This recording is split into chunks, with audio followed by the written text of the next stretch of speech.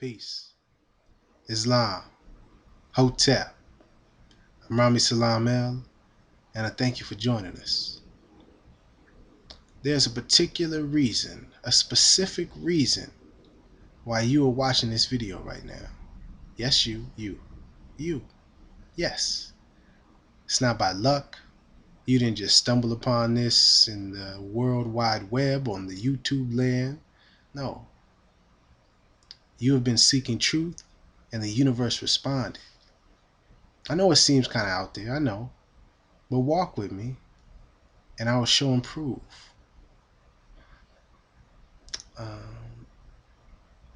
I've seen a lot of people, a lot of teachers, scholars, leaders speak about how, our ancestors did great things. We built the pyramids and we did this and we did that.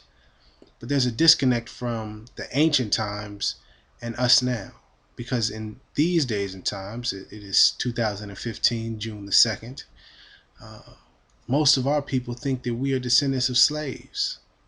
That we were just brought over here in boats from somewhere in Africa and were enslaved by the European people for 400 some odd years in North America. But that's not the truth. Far from it. But in these days and times, it's hard to just believe people. There's a lot of people that'll say things. So I've learned to do my best to show and prove, and to ask you to look it up for yourself, so that you will know for yourself that it is true. First, I would like to start off with this. This is a stone pyramid, miniature pyramid, of course, that I picked up during my travels to Cairo, Egypt, or Kemet, as some people know it as. I went there in 2013. And the reason I went there, that's a long story, so I don't want to get into that. But while I was there, I was able to see with my own two eyes the pyramids. And there's no words that I can use to describe the feeling that I had just seeing the pyramids. I'm talking about from the sky when I was landing, let alone being up close and personal. Just seeing those pyramids, those beautiful masterpieces, it changes you. There's the YouTube, the images, it doesn't quite do it justice. They're unlike anything I've ever seen in my entire life, at least this life. And it was hard for me to grasp how our ancestors were able to build something like that, and yet we are stuck enslaved in 2015. But that's why you have to know your history. You have to know the past. Those who know the past, they can understand the present and know how to navigate to the future. And so today I would like to present some information to you and share some things with you that will help you see and make the connections to our ancient past, tracing all the way back up into right now, so that we can understand how we got from that greatness to where we currently are, and correct ourselves or uplift ourselves and be the truly great people that we are moving forward. I'm going to start with the Emerald Tablets of Thoth, Thoth, Thoth, the Atlantean. And I'm just going to read the preface because I want you to look it up for yourself. And I want you to read this text for yourself. For man knows not by being told, a wise man once said.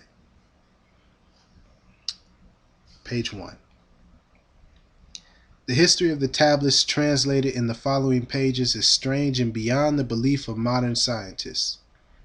Their antiquity is stupendous, dating back some 36,000 years BC. Again, 36,000 years BC. The writer is Thoth, the Atlantean priest king who founded a colony in ancient Egypt after the sinking of the mother country. He was the builder of the Great Pyramid of Giza, erroneously attributed to Cheops. In it, he incorporated his knowledge of the ancient wisdom and also securely secreted records and instruments of ancient Atlantis. For some 16,000 years, he ruled the ancient race of Egypt, from approximately 50,000 BC to 36,000 BC. At that time, the ancient Berbers race among which he and his followers had settled had been raised to a high degree of civilization. Thoth was an immortal. That is, he had conquered death, passing only when he willed, and even then not through death. His vast wisdom made him a ruler over the various Atlantean colonies, including the ones in South and Central America. Keep going. South and Central America. Go on. When the time came for him to leave Egypt, he erected the Great Pyramid over the entrance to the great halls of Amenti, placed in it his records and appointed guards for his secrets from among the highest of his people. In later times, the descendants of these guards became the pyramid priests, while Thoth was deified as the god of wisdom. It's very important.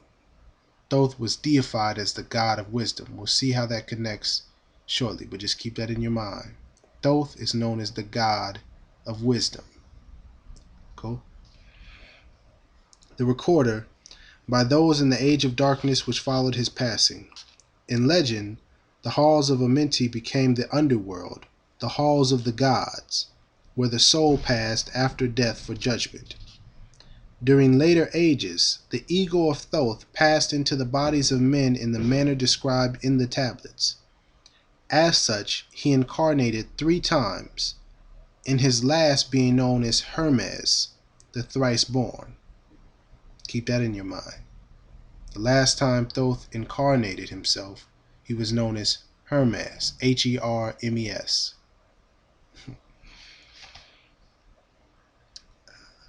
In this incarnation, he left the writings known to modern occultists as the Emerald Tablets, a later and far lesser exposition of the ancient mysteries. The tablets translated in this work are 10, which were left in the Great Pyramid in the custody of the pyramid priest. The 10 are divided into 13 parts for the sake of convenience. The last 2 are so great and far-reaching in their import that at present it is forbidden to release them to the world at large. However, in those contained herein are secrets which will prove an inestimable value to the serious student. They should be read not once, but 100 times, for only thus can the true meaning be revealed. A casual reading will give glimpses of beauty, but more intensive study will open avenues of wisdom to the seeker. And I can personally attest to this because I read this book, a couple of times. And the more I found myself reading this, the more jewels and the more wisdom started to reveal itself. So I urge you humbly, please, read the Emerald Tablets of Thoth. Let's continue. Here we go. Some 1300 years BC, Egypt, the ancient Kem, Khem, Kemet, was in turmoil, and many delegations of priests were sent to other parts of the world. Among these were some of the pyramid priests who carried with them the Emerald Tablets as a talisman by which they could exercise authority over the less advanced priestcrafts of races descended from other Atlantean colonies. The tablets were understood from legend to give the bearer authority from Thoth. The particular group of priests bearing the tablets immigrated to South America, where they found a flourishing race, the Mayas. Shout out to my Latino and Hispanic brother. and sisters, who remembered much of the ancient wisdom. Among these, the priests settled and remained. In the 10th century, the Mayas had thoroughly settled the Yucatan, and the tablets were placed beneath the altar of one of the great temples of the sun god. After the conquest of the Mayas by the Spaniards, the cities were abandoned and the treasures of the temple forgotten. It should be understood that the Great Pyramid of Egypt has been and still is a temple of initiation into the mysteries. Jesus, Solomon, Apollonius, and others were initiated there. Yeah. So I think I'll end there.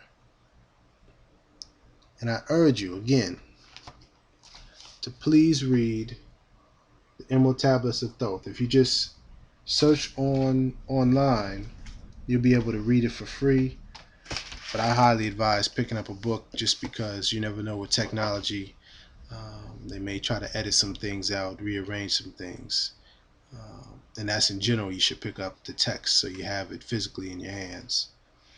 Now we're going to read, I'm going to read or share with you The Kabbalion, Hermetic Philosophy by the Three Initiates. Very small book, a lot of wisdom.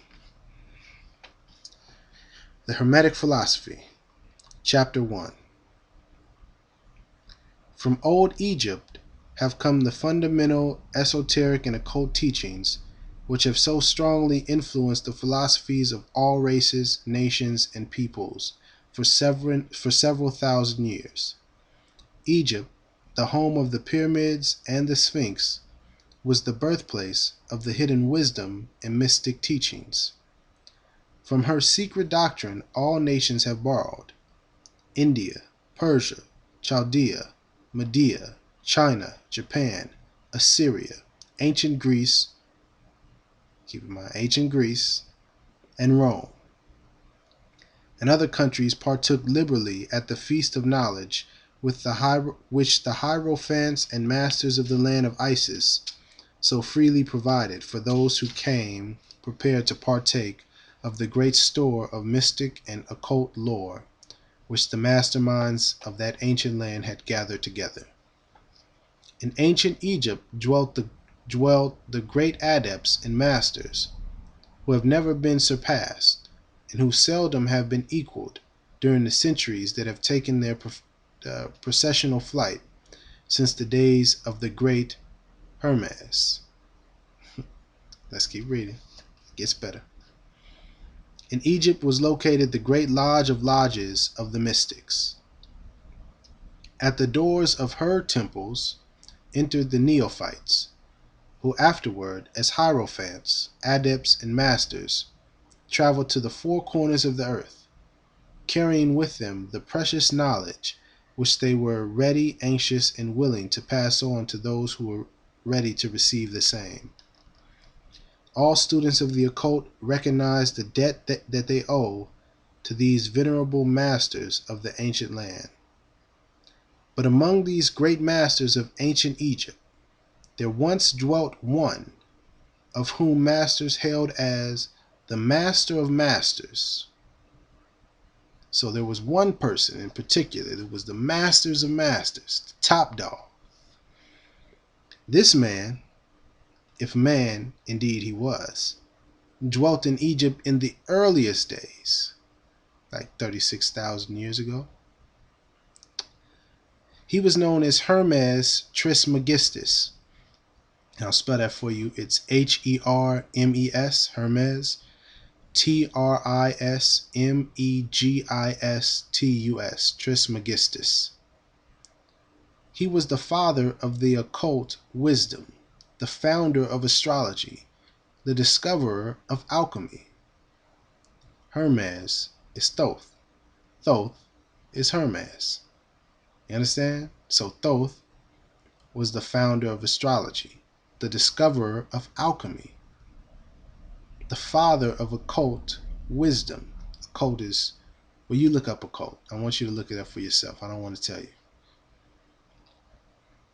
The details of his life story are lost to history, owing to the lapse of the years, though several of the ancient countries disputed with each other in their claims to honor of having furnished his birthplace, and this thousands of years ago. The date of his sojourn to Egypt, in that his last incarnation on this planet, is not now known, but it has been fixed at the early days of the oldest dynasties of Egypt, long before the days of Moses. The best authorities regard him as a contemporary of Abraham. Very interesting. And some Jewish traditions go so far as to claim that Abraham acquired a portion of his mystic knowledge from Hermes himself. Are you listening? Abraham, like in the Bible, Abraham. He got some of his game from Hermes, from Thoth, the Egyptian or the Atlantean priest king. Let's continue. As the years rolled by after his passing from this plane of life, tradition recording that he lived 300 years in the flesh, the Egyptians deified Hermes, or Thoth. The Egyptians deified and made him one of their gods under the name of Thoth. There we are. Okay? Egyptians deified Hermes and made him, Hermes, one of their gods under the name of Thoth. So Egyptians made Hermes a god known as Thoth. Look it up. See for yourself. Okay? Don't believe me. Don't believe me just because I'm reading this either. You can also look up the Kybalion, which is Kybalion, Hermetic philosophy. Hermetic, Hermetic. Look it up, see for yourself. You can find it, you can read it for free online as well. Years after, the people of ancient Greece also made him one of their many gods, calling him Hermes, the god of wisdom. There we go again, the god of wisdom. Let's pay attention. It's very important that you keep that in your mind. The Egyptians revered his memory for many centuries, yes, tens of centuries, calling him the scribe of the gods, and bestowing upon him distinctively his ancient title, Trismegistus, which means thrice great, the great, the greatest great. In all the ancient lands, the name Hermes Trismegistus was revered, the name being synonymous with the fount of wisdom. I'm not even going to go any further into the Kybalion, but I urge you again to read this for yourself. This also has some amazing wisdom and amazing information.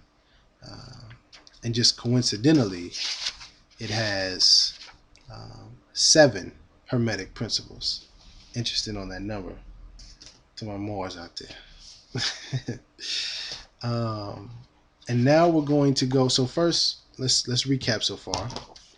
We have Thoth, the Emerald Tablets of Thoth and Atlantis, going way back 36,000 years ago, BC. He was known as the God of Wisdom. We bring it down to the Kybalion, where he's referred to as Hermes and Thoth and Egyptians in the modern times. And again, the God of Wisdom, right? In Greece, ancient, quote unquote, ancient Greece. So we have a time. It's not as far out as the Atlantis, because that's always pushed and propagated as a myth, as legend, and it's not real, but indeed it is real. No pun intended. But now let's continue on. Let's make the connections. Atlantis, all the way down to ancient Egypt and ancient Greece. Now let's make some more connections. Stolen legacy. Greek philosophy is stolen Egyptian philosophy by George G.M. James. And I'm not going to read all of this as well. I urge you to pick it up for yourself, read it for yourself. And I have to shout out my auntie Jamie. She's actually the one that got me this book.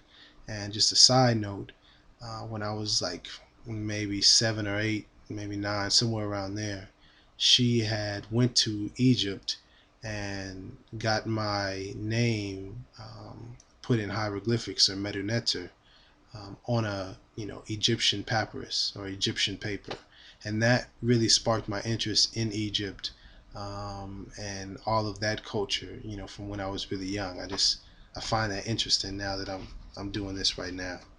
So much love to you, Auntie, if you ever see this. I'm going to read real quick the aims of the book, and then we're going to get into an excerpt from the book. The aims is on page 7.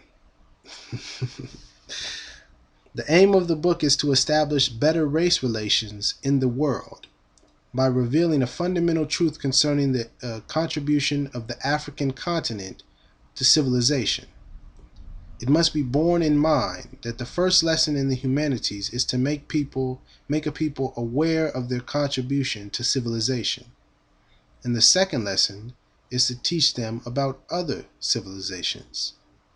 By this dissemination of the truth about the civilization of individual peoples, a better understanding among them, and a proper appraisal of each other should follow. This notion is based upon the notion of the great mastermind, ye shall know the truth, and the truth shall make you free. I think that's in the Bible. Or the Septuaginta. Let's continue. Consequently, the book is an attempt to show that the true authors of Greek philosophy were not the Greeks, but the people of North Africa, commonly called the Egyptians. And the praise and honor falsely given to the Greeks for centuries belonged to the people of North Africa. The people of North Africa. We're going to get to that in a moment. And therefore to the African continent.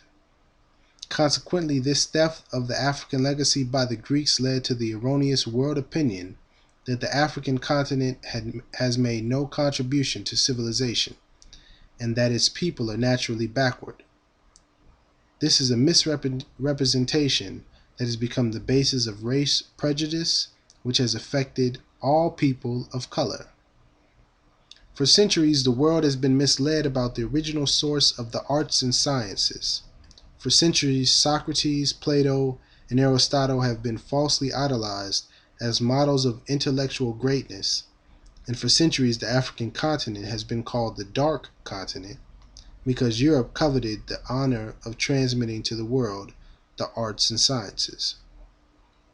I am happy to be able to bring this information to the attention of the world, so that on the one hand, all races and creeds might know the truth and free themselves from those prejudices which have corrupted human relations, and on the other hand, that the people of African origin might be emancipated from their serfdom, that's SERFDOM, serfdom of inferiority complex or slave complex, and enter upon a new era of freedom in which they would feel like free men with full human rights and privileges. George G.M. James coming with the juice. But now we're going to skip over to chapter. Let's see what this chapter is. It's page 30. It's page 39 in this book. It's chapter 3. Greek philosophy was the offspring of the Egyptian mystery system. Page 39. How the African continent, section 4, how the African continent gave its culture to the Western world. As mentioned elsewhere, the Egyptian mysteries and philosophical schools of Greece were closed by the edicts of Theodosius in the 4th century AD and that of Justinian in the 6th century AD, i.e. 529. So that, just to give you a mind frame, a time frame rather, Now we're in the 500s. This is give or take 1,500 years ago. So we went from 36,000 years to ancient Egypt, or 3,000 years, now to 500, the year 500 AD, 1,500 years ago. Understand, now we can see the line, we can see the lineage, the connections. And as a consequence, intellectual darkness spread over Christian Europe and the Greco-Roman world for 10 centuries, during which time knowledge had disappeared. As stated elsewhere, the Greeks showed no creative powers and were unable to improve upon the knowledge which they had received from the Egyptians. History of Science by Sedgwick and Tyler, page 141, 153. Zeller's History of Philosophy, Introduction, page 31. During the Persian, Greek, and Roman invasions, this is very key right here. During the Persian, Greek, and Roman invasions, large numbers of Egyptians fled not only to the desert and mountain regions, but also to the adjacent lands in Africa, Arabia, and Asia Minor, where they lived and secretly developed the teachings which belong to their mystery system. I'm going to read that sentence one more time because the sentence that follows is very important. During the Persian, Greek, and Roman invasions, large numbers of Egyptians fled not only to the desert and mountain regions, but also to the adjacent lands in Africa, Arabia, and Asia Minor, where they, Egyptians, lived and secretly developed the teachings which belong to the Egyptian mystery system. Next sentence. In the 8th century AD, the 700s, the Moors, let me just start again.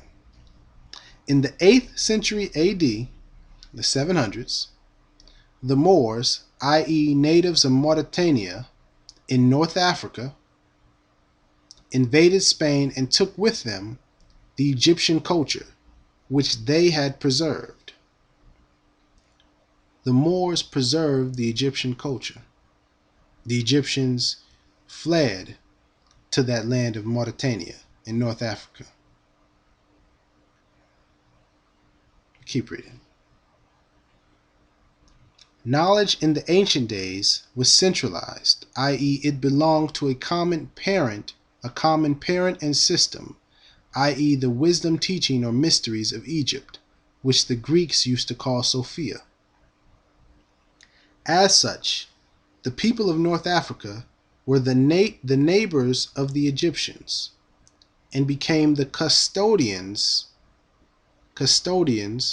guardians of Egyptian culture, which they spread through considerable portions of Africa, Asia Minor, and Europe.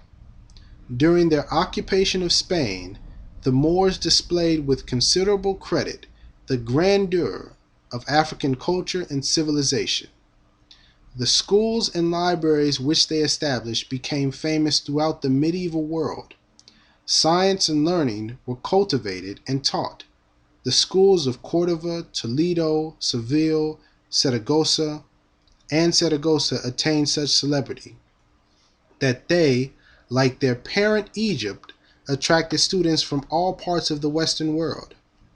And from them arose the most famous African professors that the world has ever known in medicine, surgery, astronomy, and mathematics.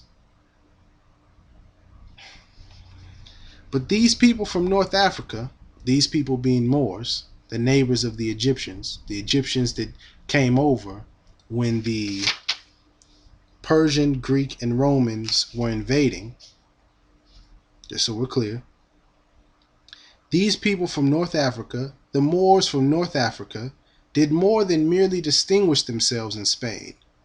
They were really the recognized custodians, the recognized guardians of African culture, to whom the world looked for enlightenment. Consequently, through the medium of the ancient Arabic language, philosophy, and the various branches of science were disseminated. All of the so-called works of Aristotle in metaphysics, this is something recent now, right? So-called recent. Moral philosophy and natural science, translations by Leonardo Pisano, and Arabic mathematical science, translations by Jadeo, a monk of Arezzo, in musical notation. In addition, the Moors kept up constant contact with Mother Egypt. Mother Egypt. Moors, Mother Egypt. You see the relationship, the connection? Understand? For they had established caliphates not only in Baghdad and Cordova, but also at Cairo in Egypt. Europe in the Middle Ages by Alt, page 216 to 219.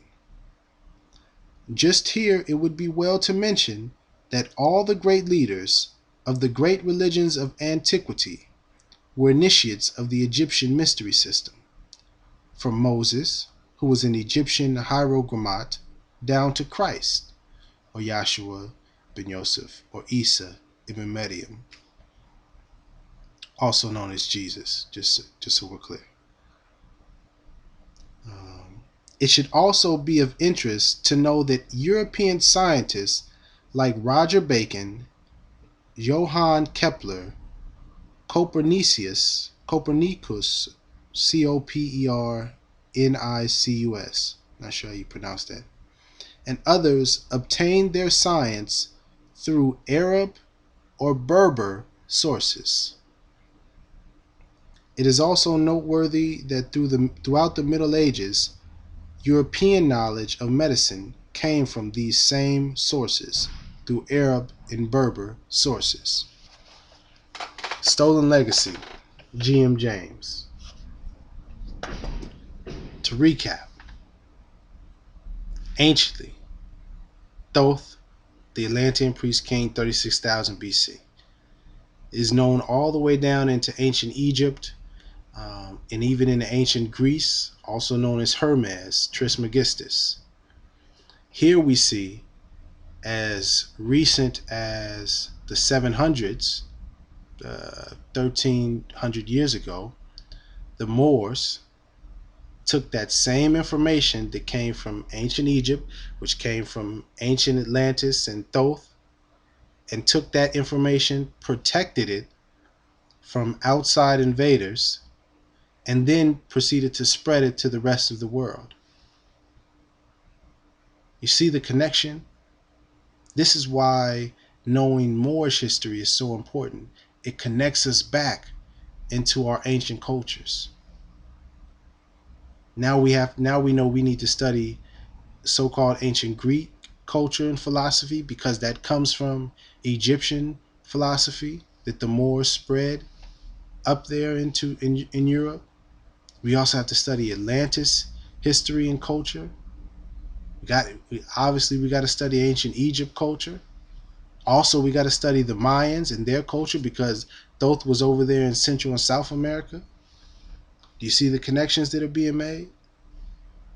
And as we know, the Moors, they're often, if you look up Moors, you will see most notably that they're known for going into Spain in the 700s and being kicked out or fallen or defeated in 1492.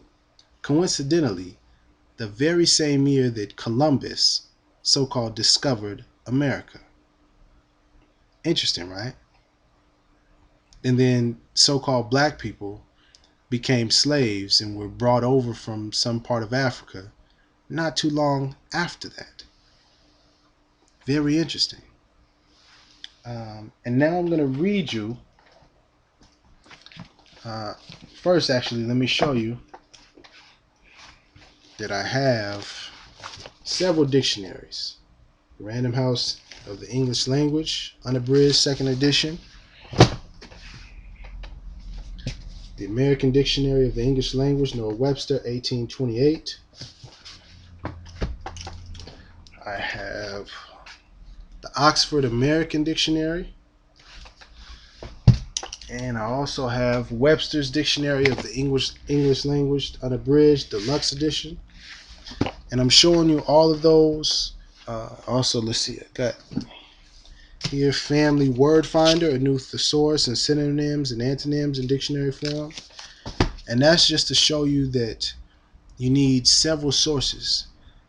Because what I've discovered when looking up things is certain dictionaries will have certain keys, while others will have different keys that are not in the same dictionary. And you got to look in all of them and put the pieces together, because right now it's disconnected, if you understand what I'm saying. But I'm going to just read from your basic American Heritage Dictionary, a little college edition, nothing special, like $15, something like that. Basic dictionary.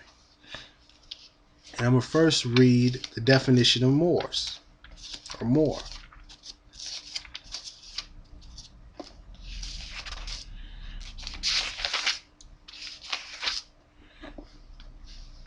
Moor is on page 813. Moor, noun, one of a Moslem people of mixed Berber and Arab descent, now living chiefly in northern Africa. A Moor is a Moslem people, so you got to look up Moslem, Moslem, of mixed Berber and Arab descent. So now you got to look up Berber and Arab. Now chiefly living in northern Africa. Now that places them in a specific area. North Africa. North Africa is also where anciently Mauretania is known to be. And if you look in other dictionaries, you will see that Moor comes from an inhabitant or a native or indigenous person of Mauretania. And that dates back to the 3rd century BC, if I'm not mistaken, at the very least. So you can see the connection from not just Moors appearing in 700s, but it dates back to the 3rd century BC, and you can keep trailing it back and back and back. In definition 2, one of the Saracens, you got to look up Saracen, and then you'll discover that Saracen was another word for general for Muslim. Matter of fact, I'll read that definition. One of the Saracens who invaded Spain in the 8th century AD. Saracen is synonymous with Moor, who quote unquote invaded Spain in the 8th century or the 700s. So you see all the connections. Let me read Saracen real quick. Saracen, a member of a pre-Islamic nomadic people of the Syrian Arabian deserts. An Arab, a Moslem, especially of the time of the Crusades. So now, with Saracen, it's pre-Islamic, nomadic people, so you got to understand what nomads are, and of the Syrian and Arabian desert. So that's another location that we were at. So I'm just showing you the connections that come with knowing your history and knowing who we truly are. But I wanted to also put on the record what Berber and Arab is defined as. Let's go to Arab real quick. And then we'll close out with something out of the Quran that was prepared by Noble Jew Ali. It ties it all together.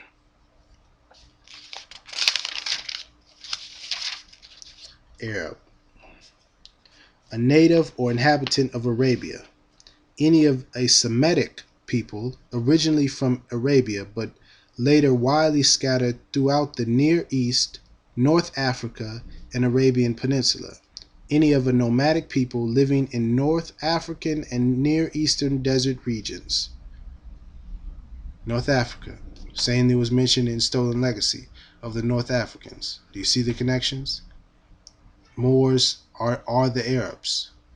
Yes, we're connected. Before the lighter shaded people that we now see as Arabians or Arabs, there were dark skinned Arabs as well, Moors. And you have to now look up Semitic, and if you ever hear people say, oh, you're anti-Semitic. Well, see, knowing that you're Moor and knowing our history, we can't be anti-Semitic because we are Semitic.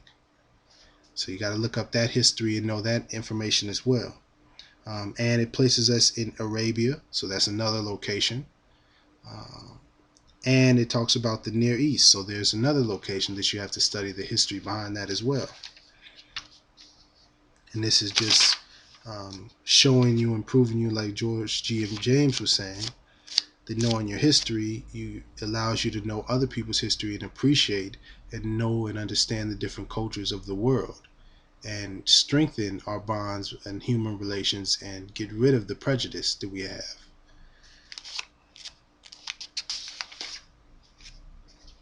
And Berber.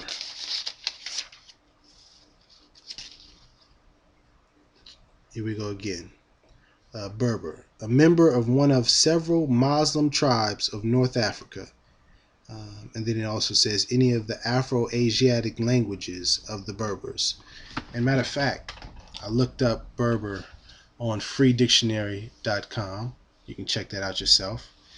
And on here, it's very important. I wanted to put this on the record. A member of a North African, primarily Muslim people, but not necessarily Muslim. Understand that more, we were called Muslims as well, and we were known as Muslims, but not everyone was Muslim. Generally speaking, we were Muslim, or Moslems, to be more specific. A member of the North African, primarily Muslim people, living in settled or nomadic tribes from Morocco to Egypt. So now Moor is connected to Berber, which is connected to Morocco and Arabia and Egypt, connecting us to our family, the Egyptians, who, when they were getting pressed by the invaders, slid over to Morocco or to Mauretania, tucked away, preserved, we guarded, protected the knowledge and the culture, the sciences, and in a couple hundred years moved up to Spain and all the rest of the world and started spreading the knowledge. Do you understand? We're the same people. And I just want to read a couple excerpts from the Holy Quran of the Moorish Holy Temple of Science, or the Moor Science Temple of America. It was divinely prepared by Juali, who we call a prophet.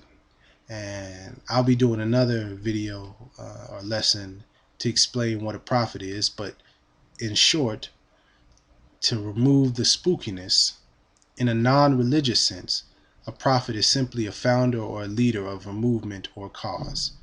Noble Drew Ali was the founder of the Moor Science Temple of America, originally known as the Canaanite Temple, and also the leader of the Moorish Divine and National Movement. So, just so you hear, if you hear prophet and you hear people say Noble Drew Ali is a prophet, you don't have to get spooked. You don't have to be worried. It's not this spooky thing that you may have thought it to be. But for the record, just like the other prophets, Moses, Jesus, Abraham, etc., Noble Drew Ali also went to Egypt and studied the ancient mysteries and through the mystery systems and became initiated in that culture, just so you know.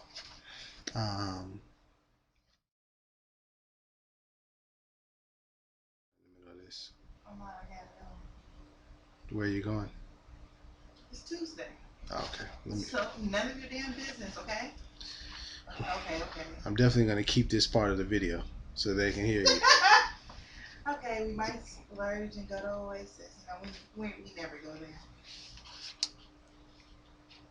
Just to be clear, this Quran is different than the Quran that's associated with Prophet Muhammad, peace be upon him. The Quran that was prepared by Noble Drew Ali is dealing with the 18 years of Jesus' life, or Yahshua or Isa's life, that's not currently in the Bible or the Septuagint or the Septuaginta. I'm going to read a small excerpt from the introductory page and then a section from chapter 10 that should tie everything together for you. The genealogy of Jesus, with 18 years of the events, life works, and teachings in India, Europe, and Africa. These events occurred before he was 30 years of age. These secret lessons are for all those who love Jesus and desire to know about his life works and teachings. The lessons of this pamphlet are not for sale, but for the sake of humanity, as I am a prophet and the servant is worthy of his hire. The reason these lessons have not been known is because the Moslems of India, Egypt, and Palestine had these secrets and kept them back from the outside world. Let me read that part one more time. The reason these lessons have not been known is because the Moslems of India, Egypt, and Palestine had these secrets and kept them back from the outside world. Sort of like the invaders that were coming into Egypt, and the priests and the people that had the knowledge fled and kept them protected and guarded. The custodians of the ancient Egyptian mystery system, the Moors, the Moslems. And when the time appointed by Allah, they loosened the keys and freed the secrets. And for the first time in ages, these secrets have been delivered in the hands of the Moslems of America, or the Moors of America. Do you understand the connection? Let me finish up real quick. Chapter 10, Jesus spoke on the unity of Allah and man to the Hindus. And in this chapter, basically Jesus is speaking to many different guests, talking about the unity of life and, how Allah is one and more than one. And then a lawyer says to Jesus, who is this Allah you speak about? Where is his priests? Where is the temples? What's really good? And Jesus says, the Allah I speak about is everywhere. He cannot be compassed with walls, nor hedged about with bounds of any kind. Further it says,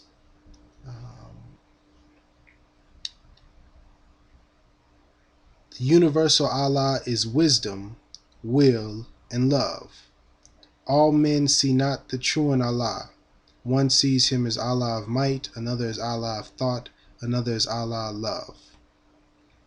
The nation of the earth see Allah from different points of view, and so he does not seem the same to everyone. A man names the part of Allah he sees, and this to him is all of Allah. And every nation sees a part of Allah, and every nation had a name for Allah. And even Allah is the Arabic name for the Creator, just so we're clear.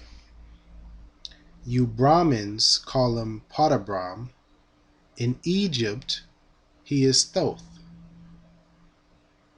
Now understand this. This Quran was printed in 1926. Noble Ali came in 1913. And he's mentioning Thoth, the Atlantis priest king, the god of wisdom, the Allah, what does it say? The universal Allah is wisdom. And he's saying that in Egypt, Allah, or the creator, is known as Thoth. And in the previous text, I showed you where they said that the Egyptians deified Hermes or Thoth as a god of wisdom. So do you see the connection? Now we can trace ourselves back from, this is 1913, 1925. Drew Ali passed for him in 1929. And even watching this right now is 2015. So I'm reading a text from 1913 that connects you back to ancient Egypt, ancient, quote unquote, ancient Greece with Hermes and Thoth, and even as far back as 36,000 years with the Emerald Tablets of Thoth and Atlantis. And you can make the connections all the way through, from Atlantis all the way down to ancient Egypt, all the way down into Greece, all the way down into the Moors, going into Spain in the 700s, and you move from the 700s forward up into 1492 when the Moors fell and we became, quote unquote, Negro blacks and colors. And in this book, Noble Ali is teaching us that we aren't that, and that we are actually the Moors, connecting us back and putting us back in line with our ancient culture. And that is why it's important to study this information. Don't believe me. Look it up for yourself. For man knows not by being told. I'm going to close it out right there. I hope you are listening. Peace and love.